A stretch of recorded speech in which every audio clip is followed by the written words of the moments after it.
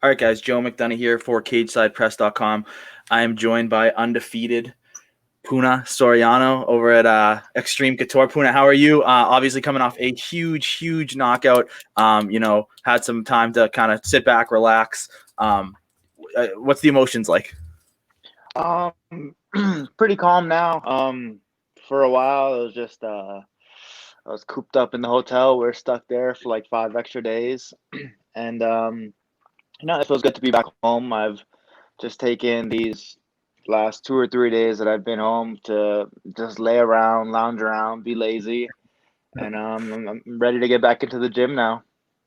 I think that laziness is very well deserved. Yeah. After that one. So tell me about the Fight Island experience. Obviously, people make a huge deal. It's weird because when I've talked to some fighters, they said I didn't care about the sleep schedule. I cared about the heat. It was just so hot. Mm. Other fighters said, the sleep schedule. What was it like for you and your team over there?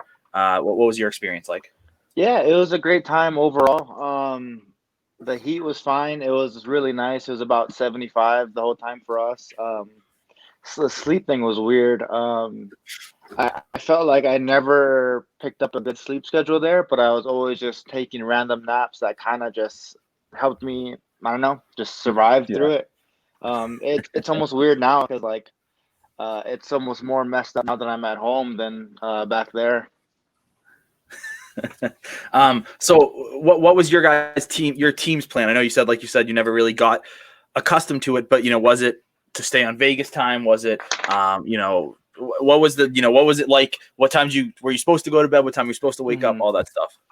Yeah, so we knew that we were going out about 12 or fighting around midnight. So Mhm. I just tried to base the day around that, which is like really hard, basing your day around midnight. But Yeah. I would just sleep as much in the day as I could, make sure I get my meals in, which is also hard because I'm water loading at the time. So I'm like trying to get as much sleep as I can, also trying to drink like 2 gallons of water and constantly having to pee and stuff. So it was real tricky. And Yeah. I don't know how we did it. Like we really had no plan, just Yeah. kind of let it flow on its own. And luckily it just turned out. And with obviously it turned out very well with that big Hmm. knockout. Take me through that. What did you guys see? Going in, I don't know, some fighters don't look at the stuff, some fighters feed off of it. You were a big Hmm. underdog. Hmm. Is that something that you were aware of going in? And did you feed off it? What did give you energy? Like, I'm an underdog, because you're also an undefeated fighter. Hmm. Um, yes and no. I kind of heard a lot of the talk about it, and it almost seemed like no one gave me a chance. Mhm. And I still feel like it's kind of funny that even though I went out there and put out that kind of a performance, I still get I hear a lot of things like it was because of his lack of defense and yada yada. I just think it's funny, I'm the one that went out there and did the job and made the corrections and all that. Mhm. But it's kind of funny. My coach actually broke down the fight for us. I don't do too much film study. I Mhm. feel like I get a little too nervous. But we saw that he likes to control the center. He likes to push the pace. So we just tried to use that on him, own the octagon and put him on his back foot. Mhm. And you speak on your coach, Extreme Couture. I don't know, something in the water over there. You guys are on an absolute roll. We're in 2020, in 2021. Brad Tavares last night picks up another win. Eric Nicksick, huge part of that. Just great Hmm. coach. In the running for coach of the year, probably the winner of coach of the year. For various sites.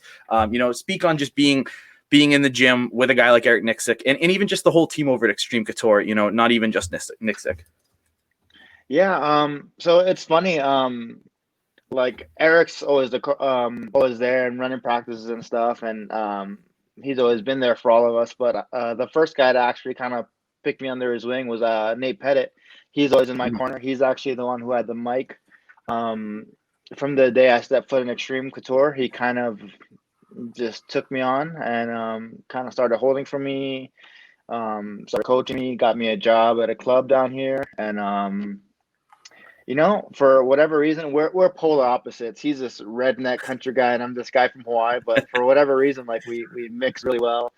And then later down the line, like we started to work with Eric and stuff. I got a job at Extreme. We got real close, and he's just another like perfect blend to our mixture as well. And like you wouldn't think he blends in well with us either, because we just got all these different mix between us, and Mhm. oddly we just fit together perfectly.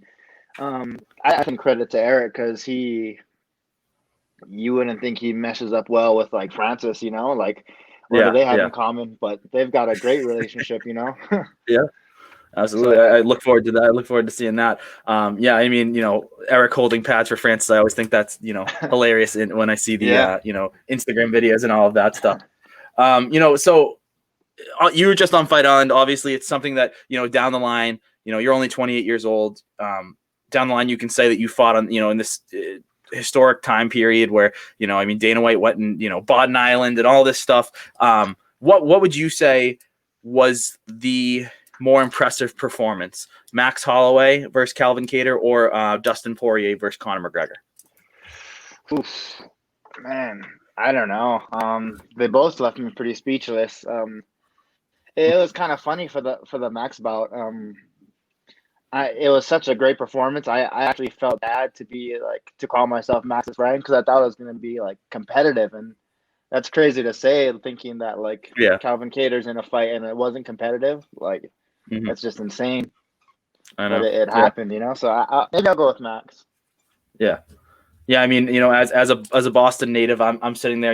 I'll never bet against Max Holloway, but Yeah. obviously Calvin Kattar, being from here, covering him on the regional scene, I was rooting for him, and just not many people, if anyone, has ever made Calvin Kattar look like that. So Oh, what a performance! insane. But here you are, 8-0, 2 first round knockouts in your 2 UFC fights. What's next for you? Where do you see yourself next? I mean, there's a lot of hype around your name. Even Hmm. though you were the underdog walking into this, that even builds more hype. What do you see is next for you? I don't know. First thing I want to do is get back into the gym, and I do realize that that was a big win, and there might be a lot of hype and even a target on my back now. So I just want to make sure that when the time comes for my next one, that I'm even better than this fight, and just all around, better mentally, better physically, techniques there, and I just want to just keep putting on spectacular performances. And that's really all it is. And do you have any like stories, or I guess just being around the fighters that you're around on a daily basis at Extreme Couture? How much does that help you, not only physically with sparring and all that stuff, but on a mental aspect? Yeah, a ton. Not just at Extreme Couture. I'm lucky enough to be surrounded by other fighters at the PI, the UFC Performance Institute, Hmm. and it's cool. That I get to see people I never thought I'd see in my life. I was a big fan of MMA before even beginning, so um, I think just it's kind of like a confidence booster, seeing myself around all these guys, and truly believing and understanding that I do belong with these guys, and I guess it just goes a long way for me. Hmm. And do you would you like a quick return? Are you looking to get right back in there? Are you looking to take some time off? Is that, have you even, like you said, you're trying to get back in the gym, but have you had that conversation with coaches and managers yet? Um, Slightly. I always like to base it off of how I feel. Going back Hmm. into the gym. That's why I'm so eager to get back in. I want to have that practice and just see how my body holds up, and just how fresh I feel, how new I feel. Hmm. And then we'll go from there. It could be a quick decision. Like the first day, I'm like, oh yeah, I'm ready to get back into it, or who knows? Yeah, I think all of us fans are hoping for that quick decision. Yeah. Let's see you right back in there. But sitting here at 28, you're 8-0, 2-0 in the UFC. Is this always what you thought you'd be doing at this time in your life? No, I really had no clue what I'd be doing in my life. I kind of always remember having like, I don't know if I'd call them goals, but two things I always wanted in my life. One was to be in a video game, and two was to be on like MTV's The Challenge. So Yeah. I kind of figured out like I was probably not going to be on The Challenge, and then I don't know. I started fighting, and Hey, you never as an know. amateur. Yeah, you never know. But I started fighting as an amateur and whatnot, and and like it kind of hit me like, man, UFC's got a game, and like maybe I can do this, and just win after win after win. It kind of started becoming more of a thought. So who knows? I'm on my way there. Yeah, keep looking for that. Those UFC 4 updates, and Yeah. should be in there soon. So last thing for me is just tell the fans about Puna outside of MMA. What's a big hobby of yours? Or big hobbies that you like to do outside of the sport. Yeah. I don't know if you guys can hear, but there's a squeaking. You can see my dog in the back there jumping on me. Yeah. I got 3 of them back here, and I don't know if I call them hobby or what, but like my life circles around them and my girl. Dog lover. Yeah, that's really all I got going on. I'm honestly like the most boring guy outside of fighting. I train, and I'm not even trying to like sound cool, but like I train and I literally just come home and take care of these guys and just have fun with them. And Hey, that sounds like the life to me. I mean, train, that's go all get I some need. UFC knockouts, and then go hang out with 3 dogs. I mean, Yeah. sign me up. Well, Puna, thank you very much, man. I think we all look forward to seeing you back in the cage. I hope that first day back in the gym, I hope you're saying, all right, next month I'm in there, so we can all see that again. Yeah, me too. Thank you so much for having me. I appreciate it.